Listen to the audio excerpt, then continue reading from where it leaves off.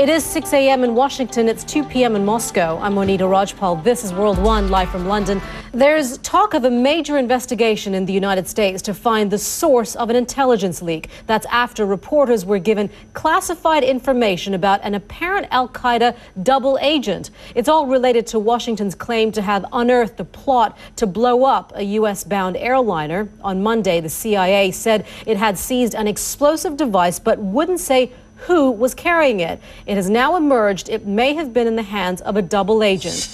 Well, CNN's senior international correspondent Nick Robertson joins us now with more on this. It's a very confusing story on the one hand because we don't know how to make heads or tails as to what information we actually know and what's classified.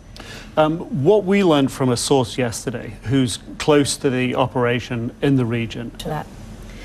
International envoy Kofi Annan says Syria is running out of options. The former UN Secretary General says if his peace plan fails, the result will be disastrous. Our Damon is closely monitoring developments in Syria. She joins us now from the Lebanese capital, Beirut. Arwa. And the local coordination committees, Monita, have been reporting a series of fresh attacks taking place across the country in the Arwa, thank you. Arwa Damon there in Beirut.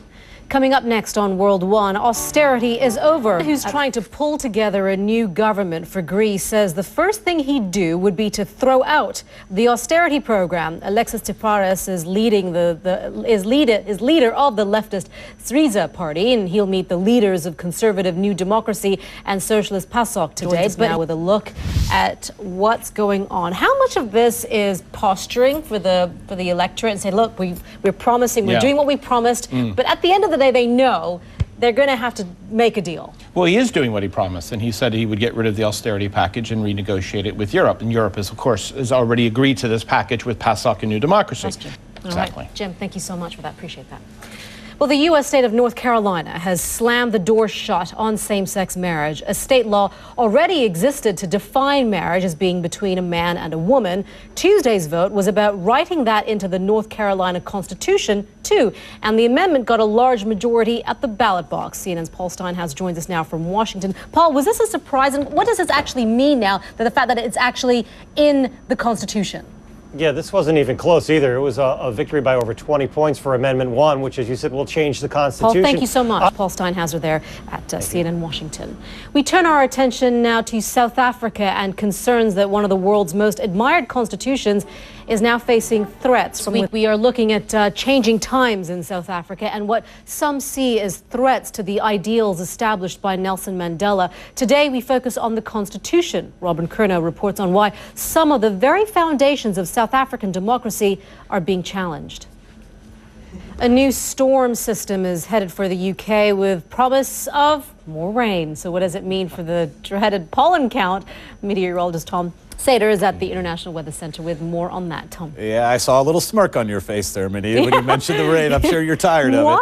Yes, it looks like there's more coming. Unfortunately, what a season this has been. I mean, you've got the wettest April on record. Well, they did say we were in a drought, so right. You know it is the wettest drought, but it's all good, I guess. Right. All right, Tom, thank you so much for that. You are watching World One live from London. Russian President Vladimir Putin makes one of his first public appearances. Bring you more on this later on CNN today. But of course, the beauty of it all is all the pomp and ceremony and the tradition surrounding this annual event. Well, another annual event, a lot of pomp and ceremony there, is taking place in Russia, with the country celebrating the 67th anniversary of the defeat of Nazi Germany in World War II. The traditional Victory Day parade live, and he joins us now with more from Moscow. Phil. Hello, Monita. Yes, it always looks spectacular, and it certainly was again.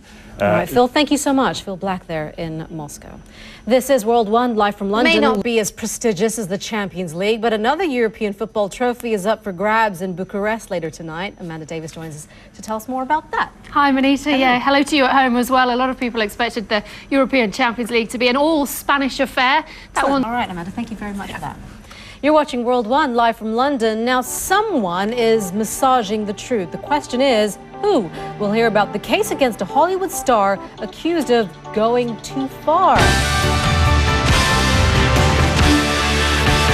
Welcome back. This is World One, live from London. I'm Monita Rajpal. Let's bring you up to date on some of the other stories that we're talking about here on the show. Imagine a giant garbage dump in the middle of the ocean, a vast swirl of plastic waste. Now, imagine it getting bigger, 100 times bigger. That's exactly what's happened. A new study has found that the so-called Great Pacific Garbage Patch has ballooned over the last 40 years, changing the marine habitat in the waters around it. Now, John Doe versus John Travolta. It is the story that has tongues wagging in Hollywood. A pair of male massage therapists have accused Travolta of groping them in separate incidents earlier this year. But the lawyer for the Pulp Fiction star says that's totally fiction and ridiculed one plaintiff for filing the claim anonymously, hiding behind the name John Doe. Well, John Doe wants John Travolta's dough. He's suing for $2 million, claiming severe emotional distress. Roll over, Knight Rider. Kit the cocky car just became old. That old hat, I should say. Driverless cars are about to hit the streets of Nevada, replacing the human driver with video cameras, lasers, and radar sensors. So now you can nap, read, or chat on the phone while the car takes care of getting you there. And if you're late for work, you can blame it on hackers, maybe. I wonder if they're any good at parallel parking. Now, are you cheating on your wife or telling your husband he's the father of your child? Not kidding here. When secretly you know that he isn't, then watch out, because Shika Maruri has you in her crosshairs. She is the woman behind Busted, Kenya's most popular radio show. Her specialty is tricking lying spouses into spilling the truth, but some think she's gone a tad too far. Namel Bagir caught up with her in Nairobi. How you doing this evening? It's Shika with you on Overdrive. Reporting there. And you are watching World One, live from London. I'm Monita Rajpal. Thank you for joining us. We'll update you with the news headlines at the top of the hour.